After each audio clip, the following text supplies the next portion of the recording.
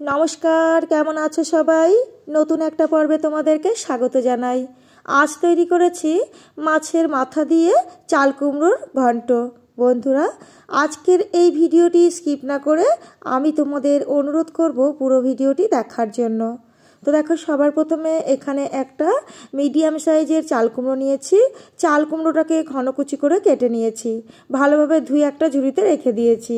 এবারে গ্যাসটাকে ধরিয়ে দিয়ে এই ফ্রাই প্যানটা বসিয়ে দিয়েছি, দিয়ে একটু জিরে ভেজে নিয়েছি। তারপরে দেখো একটা কড়াই বসিয়ে দিয়ে তাতে কিছুটা সর্ষের তেল দিয়ে দিলাম একটু নুন আর হলুদ। তারপরে মাছের মাথাটাকে আমি এর মধ্যে দিয়ে দিলাম, দিয়ে মাছের মাথাটাকে এপিট ওপিট করে আমি একটু লাল লাল করে ভেজে নেব, দিয়ে এবারে ভেঙে নেব। তারপরে দেখো এর মধ্যে আমি মাছের তেলও ইউজ করব, তার জন্য এই মাছের তেলটাও কিন্তু দিয়ে দেব। তো দেখো এবারে মাছের তেলটা দিয়ে দিলাম, দিয়ে ভালোভাবে ঢাকনাটা দিয়ে আমি কিন্তু ভেজে নেব।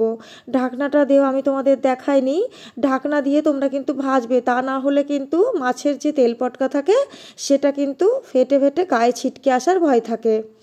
ভালোভাবে ভেজে নিয়ে তাতে দেখো দিয়ে দিলাম একটা শুকনো লঙ্কা, তেজপাতা, রাঁধুনি আর গোটা জিরে, দিয়ে ভালো করে ফোড়নটাকে এই মাছের মাথার সাথে ভেজে নিলাম। তারপরে দেখো একদম ঘনকুচি করে কেটে রাখা চাল কুমড়োটাকে এর মধ্যে দিয়ে দিলাম। এবারে চাল কুমড়োটাকে আমি ভালো করে খুন্তি দিয়ে মিশিয়ে নেব। তার আগে আমি এখানে কিছুটা চেরা কাঁচা লঙ্কা আর একটু টুকরো টুকরো করে কাটা টমেটো দিয়ে দেবো নুন হলুদ দিয়ে এবারে ফাইনালি ভালোভাবে কিন্তু আমি খুন্তি দিয়ে মিশিয়ে নেব। এটাকে আমি বারবার ঢাকনা চাপা দিয়ে কিন্তু রান্নাটা করে নেব। দেখো এইবার আমি ঢাকনা চাপা দিলাম, 10 মিনিট পর আমি ঢাকনাটাকে খুলে নিয়েছি। ভালোভাবে কিন্তু চাল কুমড়োটাও সিদ্ধ হয়ে গেছে, রান্নাটাও কিন্তু হয়ে গেছে। এবারে আমি খুন্তি দিয়ে ভালোভাবে আমি ঘেটে ঘুটে নামিয়ে নেব। ঢাকনা খুলে 2 মিনিট রান্না করে নেওয়ার পরে দেখো আরও 1 মিনিট রান্নাটা করে নিয়ে নিলাম। তারপরে এখানে অ্যাড করলাম কিছুটা চিনি আর জিরের গুঁড়ো। এটা হচ্ছে ভাজা জিরের গুঁড়ো, তো যেটা আমি ভেজে নিয়েছিলাম সেটাকে শিলনোড়াতে ভালো করে পেস্ট করে নিয়েছি।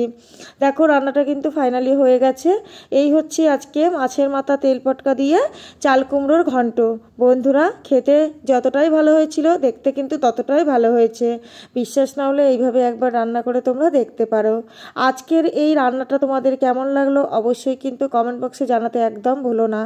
ভালো লাগলে আমার চ্যানেলটিকে লাইক কমেন্ট শেয়ার করে দিও, আর নতুন বন্ধুরা চ্যানেলটিকে সাবস্ক্রাইব করে দিয়ে আমার পাশে থেকো। তো চলো আজকের মতো যাওয়া যাক, আবার হাজির হব নতুন কোনো রেসিপির সাথে।